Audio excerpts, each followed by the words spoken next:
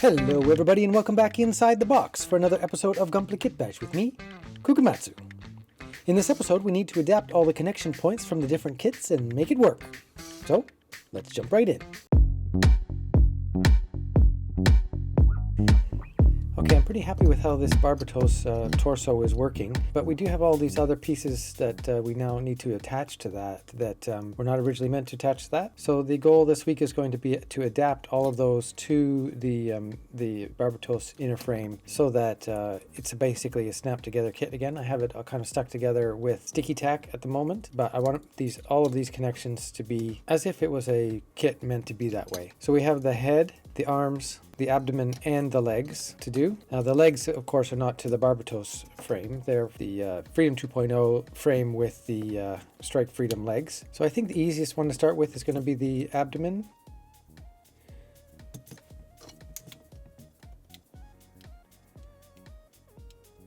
Okay, looks like we need to make a 0.85 of a millimeter in that hole just to make it tight. It's not very much. I have some styrene sheet here, and this is 0.4 millimeters thick, so I'm wondering if I can trim a bit of that off and just wrap it around and glue it. So let's try that. The combined sign is a little bit smaller than we need, which I think is actually good.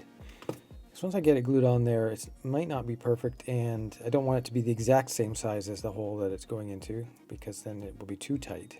So let's see if we can get this glued on here. We're going to be gluing styrene to ABS here, so I'm going to use some CA glue and then Instaset as an accelerator. I have my Instaset in a little container that makes it a bit easier to apply. What I'm going to do is I'm going to start at the back with just a small spot, but I'm just going to start off with a little spot like that and get it started without trying to do the whole thing at once. Okay, now that I have that stabilized, I feel confident in doing the rest of it all at the same time. So just put glue everywhere here.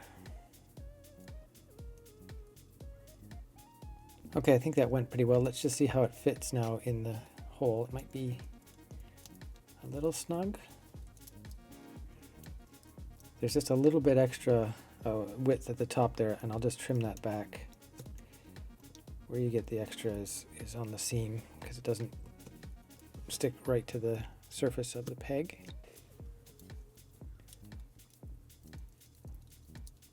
Perfect. That feels great. Good, that's one down. It's going to be a very similar thing with the legs, except that I think the pegs are pretty much closer in size. So let's see here. This one is 3.87 and the hole 3.9.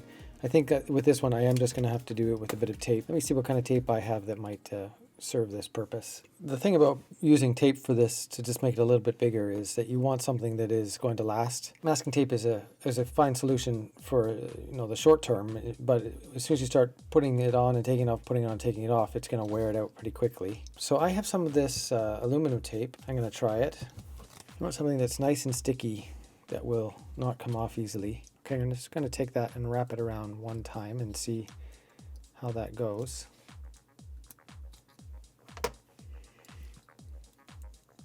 It is actually kind of good to have it a little bit too big and then push it over the edge so that when you're putting the legs on, it's not catching the edge and then pushing it off towards the top. That's looking pretty good. Let's see how it fits.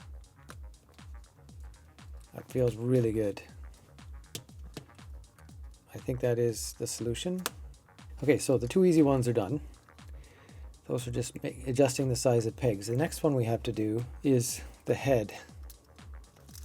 So just looking at the comparison, this one is the original on the right, this one on the left is the Barbatos inner frame. You can see that the ball joint is much bigger on the Freedom 2.0. So the ideal is to actually just take this piece here and put it on there if we can. There's a lot going on there though. There's the collar piece and these other, you can see the movement that you get in there. It would be good not to lose that because that's one of the things that I like about the inner frame from the Barbatos. The question is, how do we solve that? What I don't want to do is just cut off this ball and then cut off that ball and try and glue the big ball to there, because it's going to be extremely weak. One solution that a lot of people do is they cut off the balls and then they put a metal peg in the middle and they glue that in, and that creates the strength. That is a possibility here. The other possibility I'm thinking of is to cut this off with the peg and part of the base and then gluing that whole thing onto the top of there, which is a potential solution. And in fact, I might do both. I might do that plus a metal peg through the middle and make it as strong as possible. What I'm thinking is just trimming that at the peg level. So let's do that.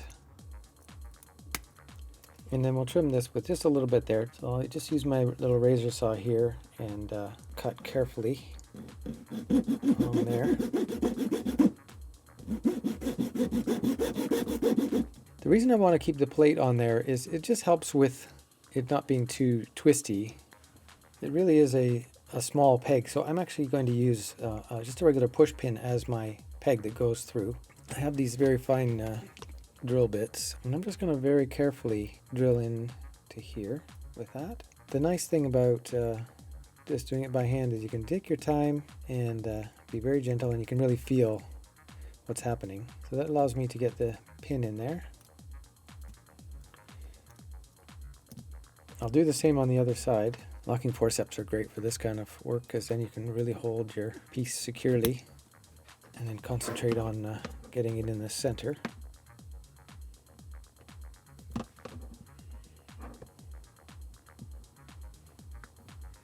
Be a little bit conservative here and cut this long to begin with to see how it's going to go in there.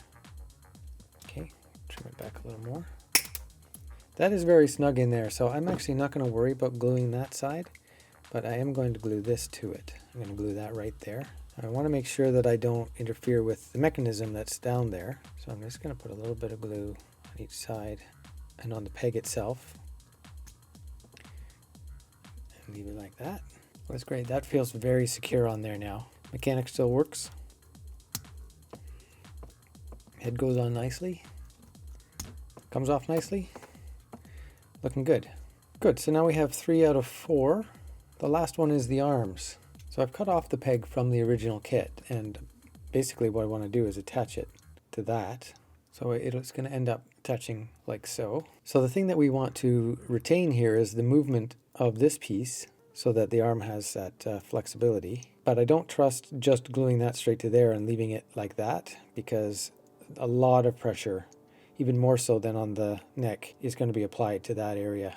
And the arms I'm going to take off and put on many times during the build process, so I want it to be secure. Okay, a couple interesting things I discovered here. Here's what I was thinking. I don't have the exact right size of rod or tubing to fit into that hole and make it similar to that, where there's a peg going through that into this other piece. What I was thinking of doing initially was just taking what I do have and then kind of going from one size to the next, and then ending up making it work. But I'm realizing a couple of things. The first thing is the peg of the arm piece is not centered in that hole. It's above it. So to do that would actually make it too low, probably. The other important piece of information is that this comes off, and that's what allows these other piston-y pieces to come out. And for painting, it's going to be very beneficial to be able to take all of this apart rather than doing it all together. So it's made me rethink the plan a little bit. It would be nice to be able to take this piece and attach that piece to it and have it be something that I can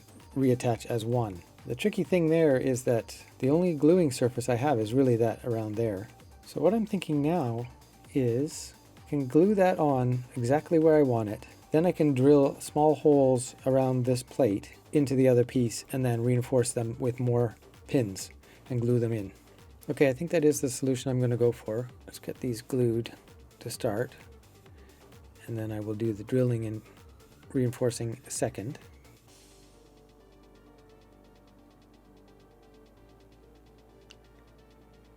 So I'm going to go back to this little drill. Maybe I'll do it from the back so I can make sure I'm getting into the right spot. It's going to be pretty close to the edge, but I think it's still going to be fine. Basically, I've just made a hole and I'm going to stick a pin through there and then glue it in. Put a touch of glue there.